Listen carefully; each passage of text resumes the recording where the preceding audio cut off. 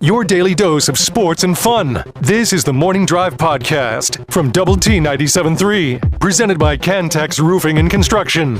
I'm Mike Hebert, owner of Cantex Roofing and Construction. Every day is game day, and we'll get it right when it comes to your roofing, construction, windows, and mirrors. Call Cantex Roofing and Construction today. Together, we are one serving you. One particular game aside from the Tech game that has, I think, probably a lot of attention is going to be the game in Utah between BYU and Utah. You've got BYU ranked at 15 and Utah ranked at 23. But man, this might be a game for Utah that they have to win to kind of stay in the hunt to be in the Big 12 championship game. Just because having two losses might put you into a tiebreaker situation at the very least, and two losses may, in some cases, knock you out. Well, yeah, absolutely. I'm in agreement with you here. I mean, you're talking about when you just get down to the numbers, you're looking at, if you're Utah and you lose the game, you're now 2-2 in Big 12 play after 4 games. You got 5 games remaining, but the two teams that are at the top, both BYU and Texas Tech, assuming the Red Raiders win on Saturday, right, are undefeated. You're 2 games back, and you've lost a tiebreaker to both of them. Right. The odds of you picking up 3 games in 5 games is not super likely. So I'm in complete agreement with you, Chuck. If Utah loses this game, I mean, I don't think obviously the numbers say it's still possible, but the odds of them getting back into the title chase are not good unless you somehow, I mean, what would help them a little bit is if you got some 3-way tie kind of stuff, right? But again, having lost the tiebreaker to both of the quote-unquote top 2 teams would be big. Now, they do play Cincinnati, I believe, later in the season. Am I remembering that correctly? Let me pull that up just real quick here. I got it here. Yes, they do. They play at home against Cincinnati in 2 weeks from Saturday. November 1st, right. Okay. Yeah. So, yeah, I guess it's still possible, but I think it's extremely unlikely. Now, if Texas Tech loses to Arizona State, then that gives them a better chance. But but they'd be 2 games behind BYU, one of the teams they're chasing. They would be at least 1 game behind Texas Tech, and having lost the tiebreaker to them. So this feels like a massive game for Utah. Bigger for Utah than it is for BYU. BYU can still have they have greater odds to still make it if they lose that game. And then for Arizona State, they also have 1 loss, so obviously it's a big game for them too. But I think they're in the same boat, right? Because if Arizona State loses to Texas Tech, now you're 2 games behind Texas Tech, you're behind a game behind possibly Utah, whatever. And again, you've lost a tiebreak to both of those teams. But listen to who Arizona State has left after Texas Tech. They play Houston next week at home. They go to Iowa State on November 1st. They're at home on November 15th to West Virginia. They're at Colorado on November 22nd, and they finish up the year the day after Thanksgiving against Arizona. So you could make a case that, with the exception of the Iowa State game, it's a pretty cake schedule the rest of the way for Arizona State. I don't think the matchup with Arizona is cake for them. It's a home game. Yeah, I don't. It's a rivalry game. It's a rivalry game, and Arizona's much better than they were. But it's definitely easier than what we were just looking at with Utah. Yeah. That's kind of where I was headed there, and so then you kind of look at, okay, well, Cincinnati's 3-0, but it's starting to become. I mean, this week could be defining in that you could really say, okay, how many teams are really actually left in this race at the end of this week? because, like you said, a loss to Utah could knock them out. A loss for Arizona State could really kind of knock them out. And it feels like if Tech and BYU win this week, it's a 3-team race for 2 spots. And then with Cincinnati being the 3rd team. If TCU were to win at home over Baylor, then that you could say, well, it's going to really be hard for Baylor too, because they too would have 2 losses in the Big 12, and that might be. And for TCU, I mean, they're 1-2. I mean, it's going to be hard for them right now. If they lose to Baylor, then that completely knocks them out of any kind of contention for the Big 12.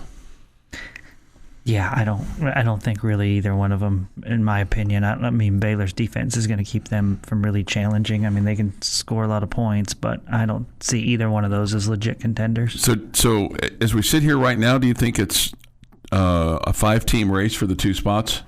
I think I said 6 earlier this week, including Iowa State in the mix there. Okay. I'm still not completely out on them.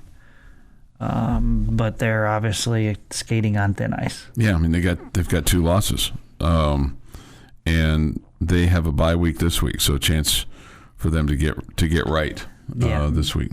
Yeah, and they don't play Texas Tech, which is obviously a negative for them because they can't make up ground that way. Iowa State next week plays host to BYU. So yeah. So, next week for them is going to be, like, let's just say BYU beats Utah. And so next week, Iowa State's in basically the same position that Utah's in this week. Yeah.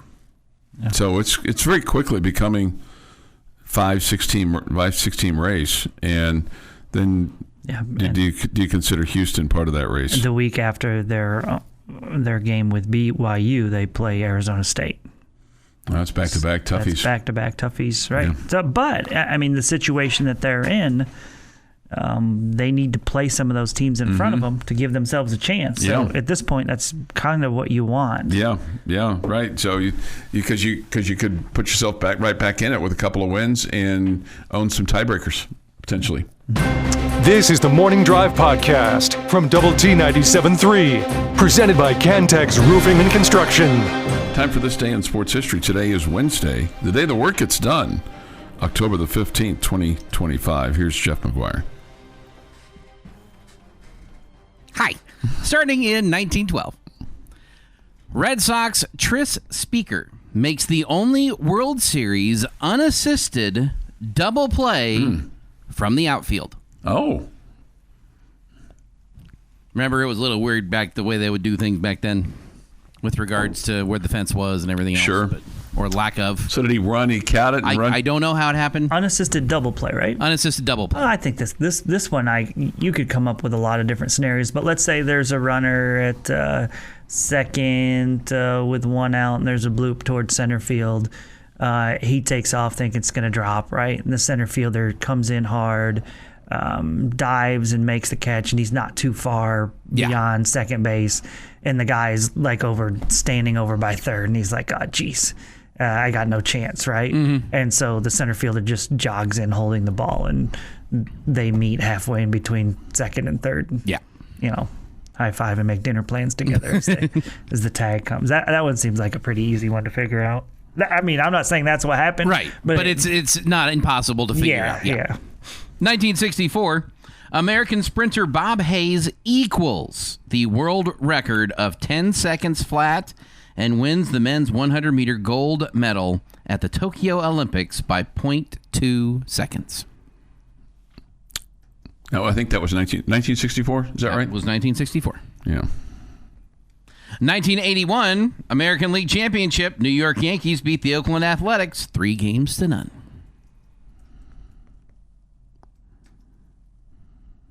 $1989, Wayne Gretzky surpasses Gordie Howe as the NHL's all-time top scorer. In 2005, Joe Villani sets a Big 12 record with 255 yards receiving as the number 13 Texas Tech Red Raiders beat Kansas State 59-20 to improve to 6-0. And in 2011, Major League Baseball American League Championship. Texas Rangers beat the Detroit Tigers 4-2. Hello, win column. That'll be the last time we talk about that team. It is National Chicken Cacciatore Day. It's just like a chicken stew, really. Yeah, I'll let somebody else catch that. I mean, it's chicken in a tomato sauce with, like, onions and garlic, mushrooms, peppers, There's not anything in it that I don't like. Mm-hmm. Doesn't sound horrible. You can keep the mushrooms, but yeah. Happy birthday to Braden Fajoko is 29 today.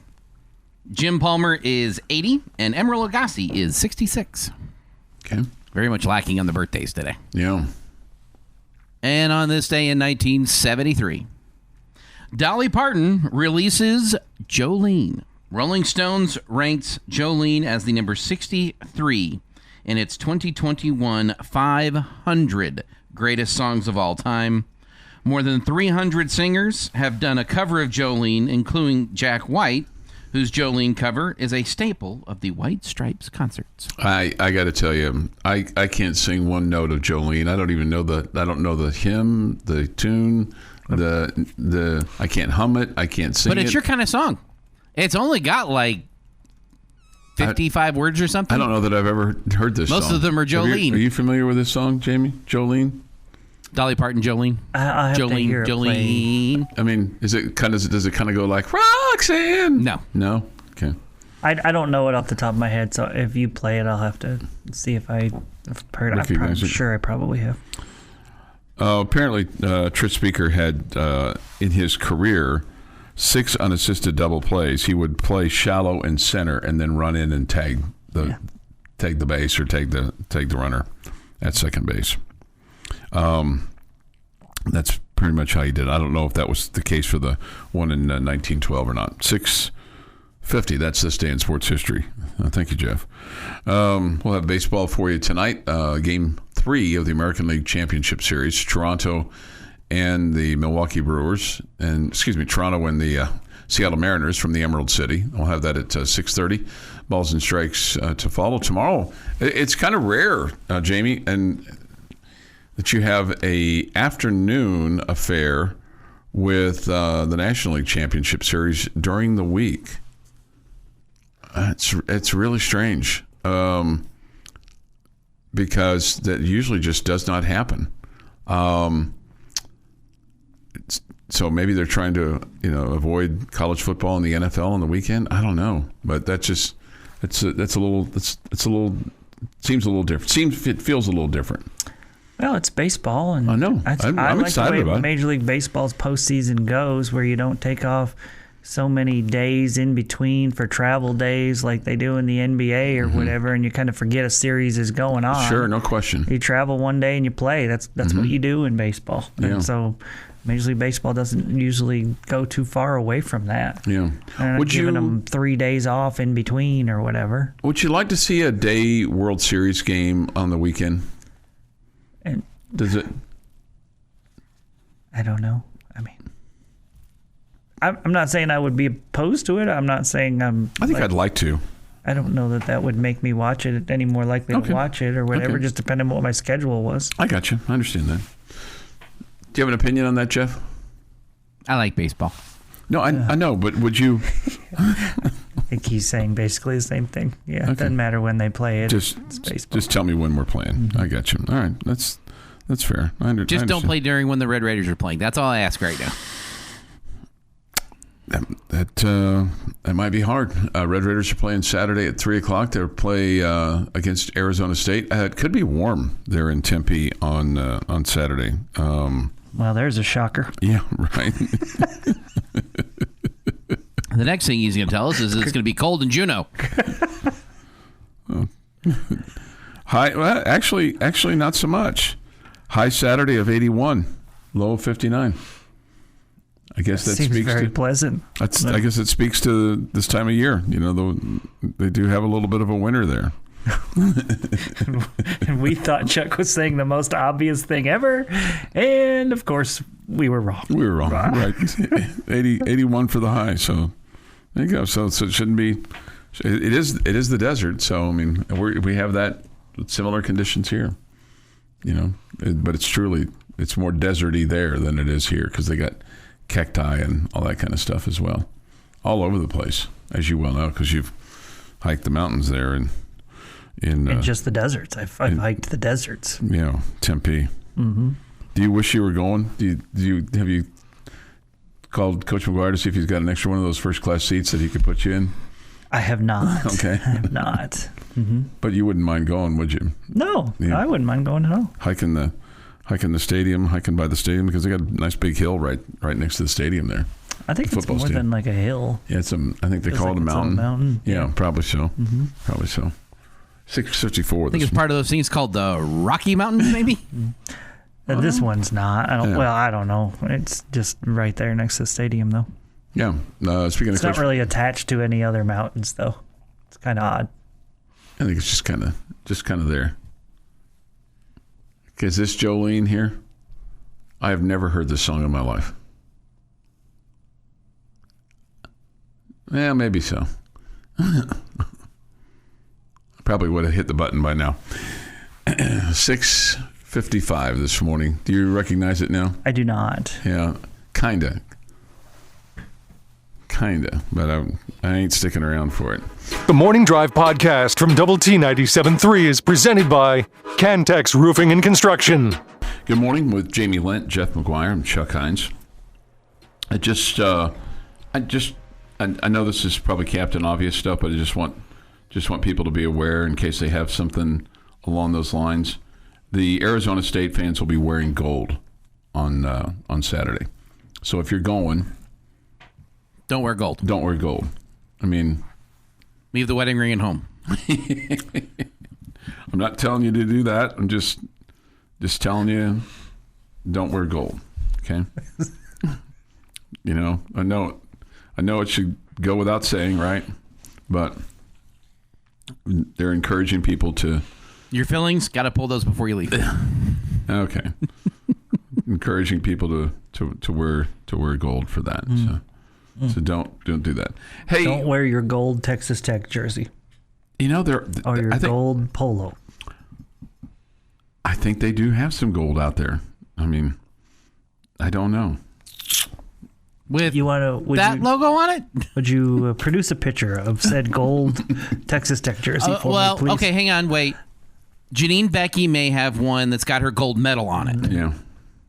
Or any of the Texas Tech track athletes may have one. Like I said, I can't. I just seem to recall a yellow double T or something, a yellow shirt double T or something, but I may be wrong on that. Okay. Were they riding a bicycle in the Tour de France? Again, I might be wrong. Okay, just have it in my head that maybe there's something along those lines there. So if you were going and we were to encourage you to wear a color, I don't think red would be a good color this week if you're on the road team. Why? Because it's one of their colors. And that's it blends more into maroon. Well, it would blend into what they're trying to do. We want to stand out as our fan base. So I'm guessing black or white is what we should wear on the road. No, I disagree. I would go with red. Yeah. Because red's standard if you're color. Black or white, you could be one of their fans. Yeah. Yes, that's true too. You're red. You're red. Hey, what? And again, they're wearing gold, so yeah, they're wearing the gold. red is going to stand out. You don't have to worry about that. them wearing their deep red, whatever it is. I'm sure it's not maroon, but it's something close to it. Yes, I agree. It's I'm sure they have a different term for it. They probably do. Yeah, they probably do. Hey, what do you think? If I were to say to you, here we are halfway through the season. What has surprised you about this Texas Tech football team so far? What would it be? Or has anything surprised you? What has surprised me? I'm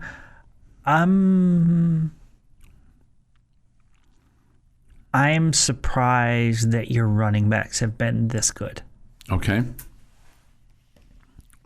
And I'm going to say backs because I think both of them are really good.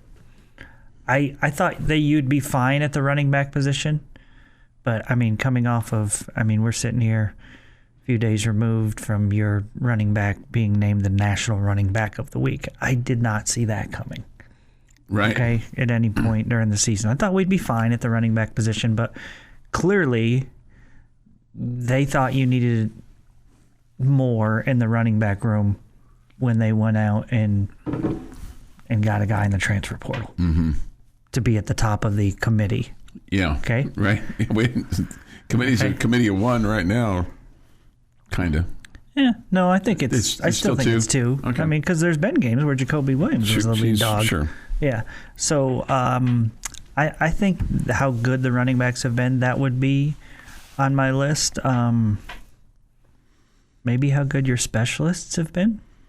Yeah, I think Both the kicker and punter have been really good. Coach McGuire's called Stone Harrington kind of the surprise of the guys coming out of the camp. You know, just in terms of, I think they fully expected this kicking battle, if it's still going on, to be over with. Clearly by now. it is. Clearly it's still going on. Yeah, right. We're going every other kick. Every other at this kick, point right? now. Or we did at least in the last game. Mm-hmm. Yeah. So, yeah, I would include them in the mix. What else is surprising? Can I throw something out at you and tell me if it's surprising or not? Sure, you can. You know, we've heard in the past from this administration and previous administrations about how a certain position group is going to be, you know, its deepest, its strongest, its best, blah, blah, blah, however, whatever adjective you want to use. And, I mean, I realize that you went out and, you know, paid a lot of money for your defensive line, but it's been as advertised, as promoted. It's been as good or better than, and that's not that that's so much of a surprise. It's just that it's held up to the preseason hype. Yeah, I definitely think it's held up to the hype. I wouldn't call it a surprise. I mean, you're talking about picking. No, I know. Plucking the top two rush ends out of the transfer portal and like 3 of the top 5 defensive tackles. I mean, that's not a surprise. I thought they were going to be really good, and they are crazy good.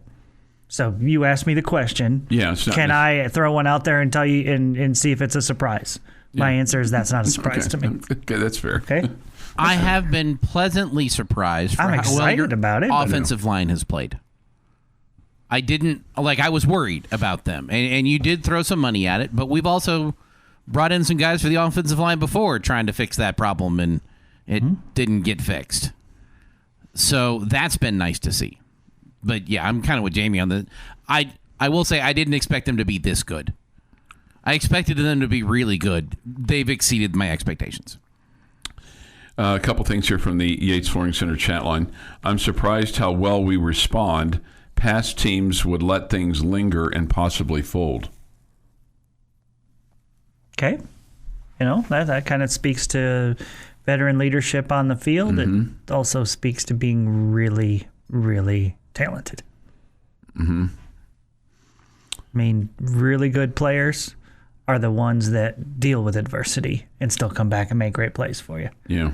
You know, there are guys that are flashes in the pan and they're front runners when things are going great. They're great. And then when things go poorly, they find ways to not make plays. Yeah, you've got guys on this team that are really talented. And, again, part of the talent is their ability to, you know, deal with some a bad play here or there, and then come back and make an adjustment and be better the next time. This from the Yates Flooring Center chat line from the Double T 97.3 mobile app presented by Happy State Bank. Chuck's most unspoken saying, I may be wrong. Read that again. Chuck's most unspoken saying. Read it again. Most underspoken. Oh, thank you. Sorry. Chuck's most underspoken saying, I may be wrong. There we go. Can I get a ta-da? No. No? For reading correctly? That was a funny text. And this, I am pleasantly funnier reading. I'm pleasantly surprised with the consistency of this team. In the past, we have had trouble keeping it all together at the same time. Okay. Again, speaks to what Jamie just said about the veteran leadership. Just the vets. And the studs. Yeah. You've got a lot of studs. Somebody You've said, got a bunch of dudes. Somebody Especially says on this. defense. There are gold Texas Tech sweatshirts. Okay. Bobby Hot Dogs. I've seen some sideline personnel wearing yellow, blue, and green Texas Tech shirts. So Chuck isn't crazy with his golden Tech shirt theory. That is the assistant coaches Doing signals. who are doing signals. Right. I think Bobby's trying to be funny there. Okay. It always cracks me up, though, right? When you look over there and you see like a green yellow, Texas blue, and Tech green jersey, shirt. polo or whatever they've got on, and I'm like, that's just not right. And Coach McGuire, it's like when the goalie. yeah, Like I would hate to be a goalie because I don't even get to wear the school colors. and Coach McGuire addressed. I think he addressed that last Thursday at his radio show, and basically he said those guys wearing those primary colors, those are all position coaches. You know, and what you just said, basically, of, you know, signaling in, but they're signaling into a specific player or position group, and so Makes them easier to identify on the sideline. Yeah, I absolutely. totally get it. Still looks weird. Your daily dose of sports and fun. This is the Morning Drive Podcast from Double T 97.3. Presented by Cantex Roofing and Construction. Jamie's question of the day on Double T 97.3 is brought to you by Connecticut of West Texas. All right, gentlemen. Yesterday we got some start times for Red Raider men's basketball games. Not that that matters to this question. I don't think the time of the game factors into this answer, but okay. I'm going to ask it anyway. Which non-conference game for the Red Raider men's basketball team are you looking forward to the most? And it can be for any reason you want. Okay. Well, we know Hoping. Chuck's answer. I'm really hoping for one specific answer here We know Chuck's answer. from Chuck. There's Well, only one correct You answer. talking about at home? No. No. Just in general. Yeah. Yes. In general. There's only one answer for Chuck. No. If he gives any other answer, it's wrong. I refuse. It's not wrong. It's just disappointing. I know you want me to say Arkansas, and I know for many That's only for math questions. Jeff, it'll be Duke. which makes a whole lot of sense. Makes a whole lot of sense.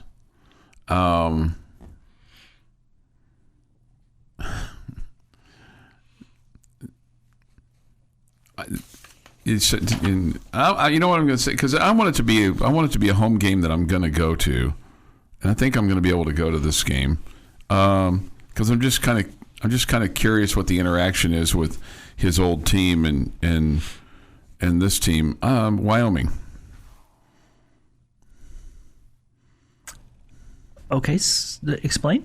Because the Wyoming head coach is here. And he was here last year when I they know. came too. Well, they didn't come here last year. We went there. went right? there. Yeah. Okay.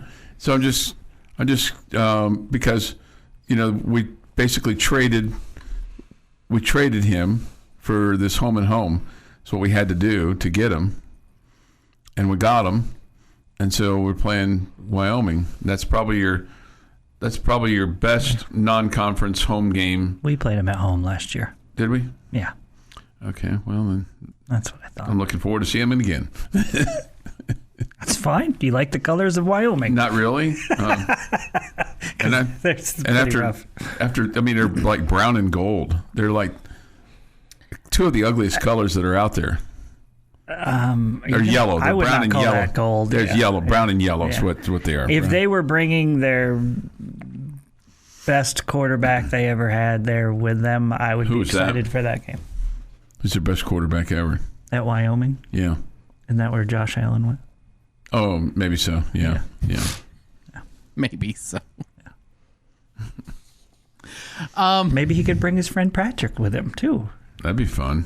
That'd be awesome. Had to make that game more entertaining. Yeah, it would. It would. That was a surprising answer. Okay.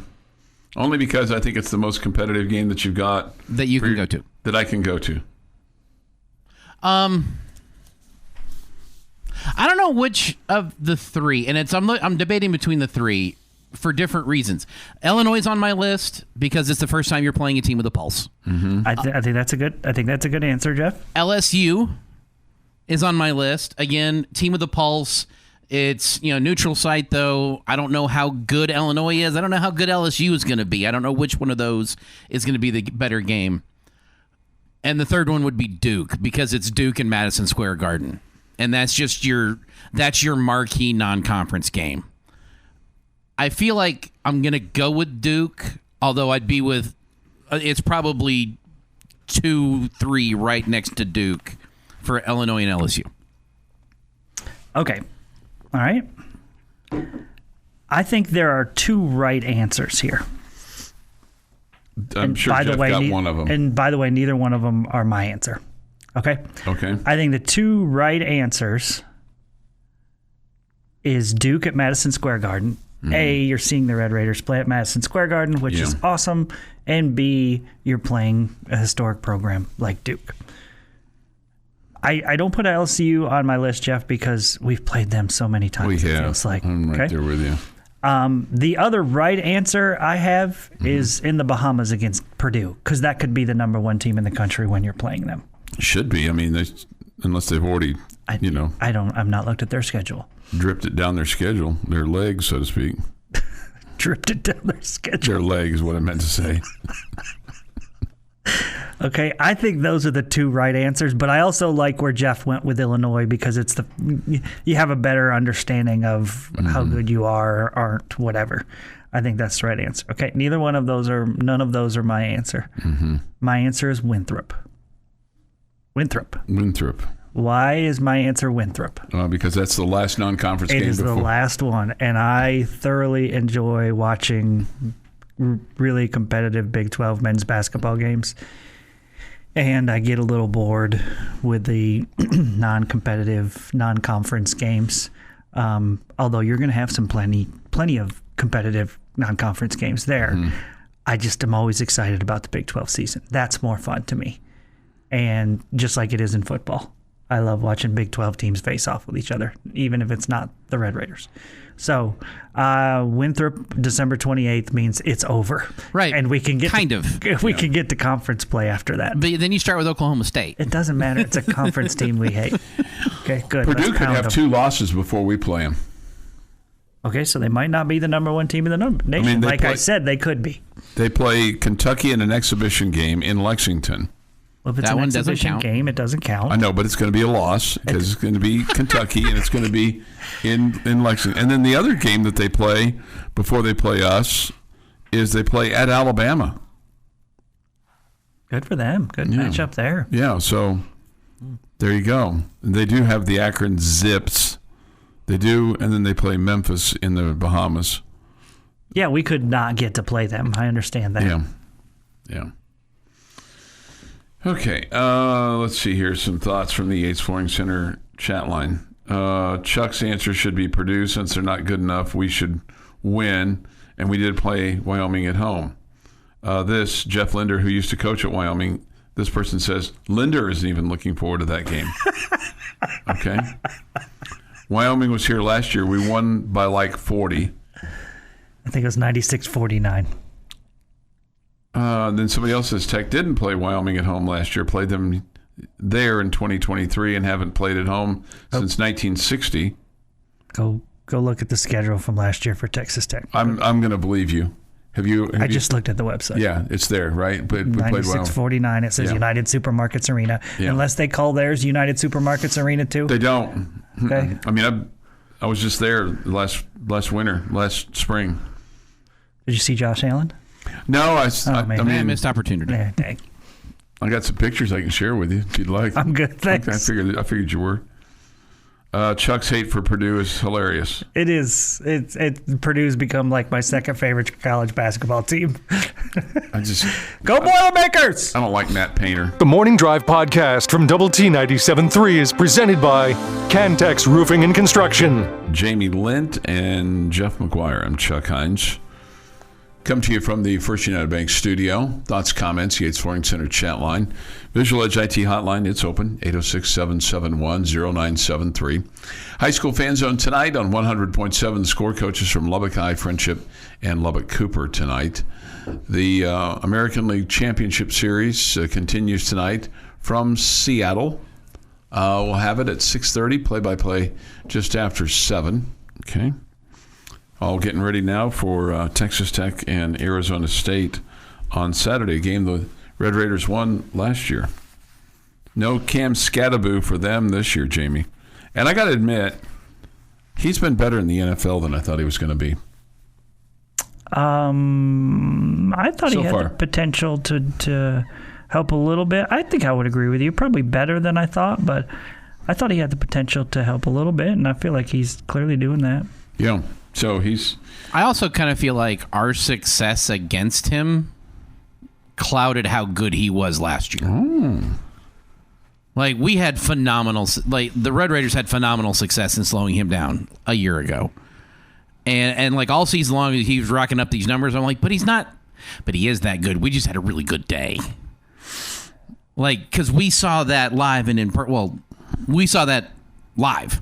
You know, and a lot of us saw it in person if we were at the game, that he absolutely had no effect against the Red Raiders. Yeah, we're playing with our backups, too, compared to this year. Look what we could do this year against them. True. You know? I guess. It's just... They weren't our backups then. I know. I didn't mean to disparage them, but I kind of did there. Mm-hmm. Tech won last year 32-30 over Arizona State. Really? I mean 30-22, I'm sorry. Okay. God, what in the world is going on with my brain today? And I know you say today. Right? I really am like Today? You got new glasses recently. It might be time to actually like get some real glasses instead of just readers. No, it's not that. It's just it's my mouth and my brain just not connecting. My brain sees it. My mouth just goes off haphazard. Just says whatever it wants to say. Can't control it. So just puts me in bad. Does that keep you from getting in trouble with your lucky lady when you say that? Oh, my mouth. It's haphazard. I can't control it. Yeah, that doesn't. That not my fault. That doesn't work. Does that work? No, that doesn't work. Not by any stretch of the imagination. I would be very interested to see how the lucky lady responded to that. She's just tolerating right now. Oh, Laura. Yeah. Somebody asked this question: Is Saturday a must win? I don't think it's a must win. I mean, if you're thinking about, is it a must win to get to the Big 12 championship game? No. Is it a must win for you to make the college football playoff? No, because those are the two things you have your sights set on right now. But what it does, if you lose, it starts to ratchet up pressure on other games, like going to Manhattan and playing at K-State, playing at home against BYU. That's what it does. You lose some wiggle room by losing. Therefore, by definition, it's not a must-win. It's not a must-win. Yeah, I think I agree with everything you said there. Yeah. Don't feel like it's a must-win. I still think you can, get to the playoff without it, get to the Big 12 championship game without it, still win the Big 12 championship. I mean, maybe even unlikely, but unlikely, but maybe even get in if you don't win the Big 12 championship. I don't know. Because, what if that was your only loss and there was some quirky three-way tie and you got left out and you were 11-1? Oh my gosh. And you are where you are right now. So you're 7 in the country now, and so you lose this game and you drop back to 12. But then you won the rest of them and didn't get in. You're still probably going to be in the top 10. Yeah. Ranked in the top 10, even though you don't play in the Big 12 championship game. It would be dicey. It would be dicey, no question. Mm-hmm. Unlikely that all of that could happen, but it still could happen. Wouldn't you at that point in time, let's just say somebody goes undefeated, 12-0, okay? And then somebody else goes 11-1 and you go 11-1, okay? What you really have to hope for at that point in time, that 11-1 team that made it in is somebody that you didn't play and then got their clock cleaned by the 12-0 team, because then you could say, hey, we've earned a spot here in the college football playoff. Yeah. But man, you sure leave a lot into the hands of the committee, which you don't want to do. Yeah, if it was Arizona State that got in with one loss and then they went to the Big 12 championship game and lost, they would have 2 losses, but they made it to the conference championship game and they beat you. Yeah, so it would make that harder. Yeah, no doubt. Harder to make that case. Yeah. Again, my scenario, not likely, but I do think possible. Doesn't mean it couldn't happen. Yeah. I'm not going to sleep tonight. Thanks, Jamie. It's a must-win for seeding in the college football playoff, and you can make that case, but it's still not, because it's just not a must-win game. It's a want-to-win. It makes your life easier if you win. It keeps your path. It keeps your destiny in your own hands game, but it's not a must-win. It'd be a good one to have. Let's see. I'm going to read it exactly how it is. Why is Get Y'all's explanation on why it's not a must-win? But we as fans need to embrace the 1-0 mentality each week as well. Don't settle for less than the goal. Okay. All right. Simply put, if you do that, you will not control your own destiny, and the ESPN machine would side with an SEC team of similar resumes. Okay. Yeah, I don't disagree with any of that. You wouldn't control your own destiny. Yeah. Yeah. Maybe you wouldn't. Yeah. Yeah. No. Yeah. Mm-hmm. You're right. You're right on that. You're right on all that. Bobby Hot Dogs, listening to Chuck's random musings is usually a high point of my morning. It will truly be a loss when he retires and joins the Thetford and Ashby show. We're not letting him retire. I'm not retiring, and those guys won't let me join their show. I mean, they got their own gig. Plus, I really don't want to work Saturday mornings. But then he'd miss listening to the show, because he is an avid Thetford and Ashby listener. I do listen to the show, yeah. That might be his favorite show on the station. Tech Talk. It's Tech Talk. This show is my favorite show on the station. No, see, I'm being facetious. You're flat out lying. This has been the Morning Drive Podcast, presented by Cantex Roofing and Construction. Check out our library of Double T 97.3 podcasts at doublet97.3.com.